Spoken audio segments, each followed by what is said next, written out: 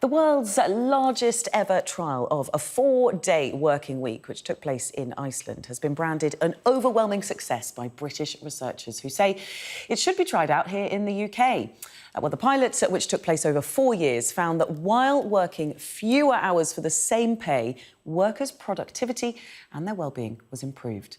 Well, let's get some more on this. I'm joined now by Ryle from the 4-day week campaign here in the UK. Thanks for being with us, Mr. Ryle. Now, listen, as an employee, I hear 4-day working week and I think, sign me up. But as an employer, just explain why an employer should pay an employee the same amount for less work. Well, what this Iceland study shows is that, not only is a 4-day working week with no reduction in pay good for workers in terms of better mental health, better well-being, it's also good for the employer through greater productivity, which we'd already started to see with increasing amount of companies now trialling a 4-day week across the world, from Unilever in New Zealand, Microsoft in Japan.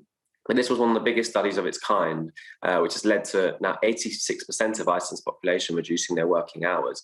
And it shows that it can be done. The 9-to-5 5-day working week, we do not need to keep with that anymore. That is a very outdated model of work from the 1930s. What do you mean, sorry to interrupt, what do you mean by productivity? When it says that productivity went up, how are we measuring productivity, particularly in a sort of post-industrial economy? How is that productivity measured? So it's measured through various different KPI indexes, and where it's been implemented and trialled, lots of researchers have been doing the analysis as they go, interviewing staff along the way, to see how they're managing to cope with their workload over, say a 6-month trial. And 9 times out of 10, productivity is going up or staying the same. And that's not surprising. If we're burnt out, overworked and stressed, we're not going to do a very good job. Whereas if we have a bit more time for ourselves to rest, then we're going to come back in on a Monday morning much more motivated to perform better in our jobs. This is a policy that is, good for the environment, good for workers and good for the economy. Now, it's interesting, on your Twitter for the campaign, you say, we invented, or in fact, it was actually, I think, a tweet that you posted, we invented the weekend a century ago. The time has come for a 4-day week.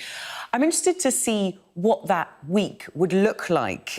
So in your idea, would we add an extra day to the weekend, meaning that a Friday would become like the rest of the weekend, so reduced hours for banks, for larger shops, doctors, surgeries, council, buildings closed, that sort of thing? Or would everyone work a staggered 4-day week so that things would remain open on a Friday? So the polling shows that the majority of people would like to have Fridays off, which is no surprise. The idea of a free weekend is very, very popular, a 3-day weekend. But in all, we wouldn't be able to do that in all cases. So yes, for a lot of firms, we would just be able to shut the office on a Friday, for example, and everyone just has an extra day off. But we need flexibility built into the implementation of a 4-day week. And so there'll be various different ways of doing it. Some firms, for example, a big social media organization in the US, most of their staff have Fridays off, but they have a customer-facing team who take a different day off each week and swap it around. So there's different ways of implementing it, and where flexibility is built into the system, it seems to work best. OK, so it's not a one-size-fits-all, because presumably for shift workers or those paid by the hour, it couldn't work in the same way. Well, exactly. It makes it much harder to implement in those sectors, and we're looking at ways of doing that. I mean, I think the COVID pandemic has taught us that we can change the world of work very quickly when we want to. We've seen furlough scheme. We've seen the majority of workers moving to working remotely. And I think that teaches us important lessons. Let's build back better, as the Prime Minister is saying himself. Let's build a better world of work coming out of the pandemic. And one of those things has got to be a 4-day week. We've got to be sharing the existing work more equally across the economy, especially as greater automation, new technology is going to come in. It's interesting, though, you mentioned the pandemic. The study that we're talking about, the Iceland study, took place between 2015 and 2019, so pre-pandemic.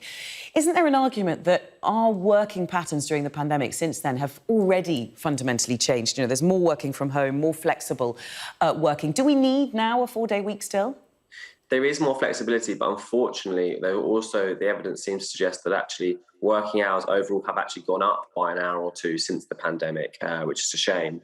And so I think that does show that we do need some intervention here to ensure that we're not just all working too much. Because there's no checks and balances in place. If you're working remotely, then there's no one telling you when to start and when to stop, and people are tending to do more hours, which is a real problem.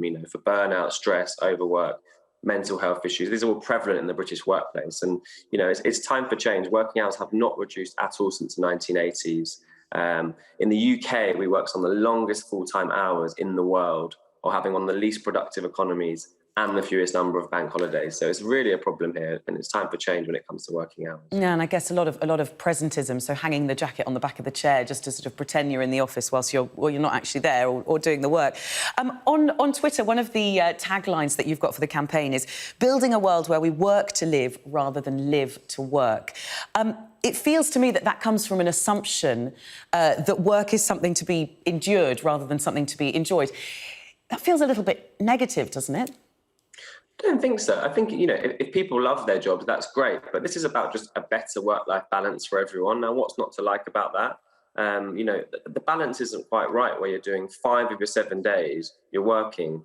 That doesn't give you enough time to spend time with family, friends, because you get to a Saturday and you're just wanting to rest from 5 days of work. And there's absolutely no need for us to be working this much.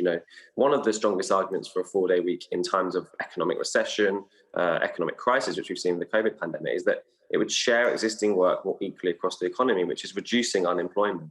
So this is about, I don't even see this as a left-wing policy. This is a policy about improving everyone's work-life balance. This is a policy for everyone. Well, really interesting. We'll wait to see if it can be brought to the UK. Jo Ryle there, campaigner of the 4-day week campaign. Thank you very much. Thank you.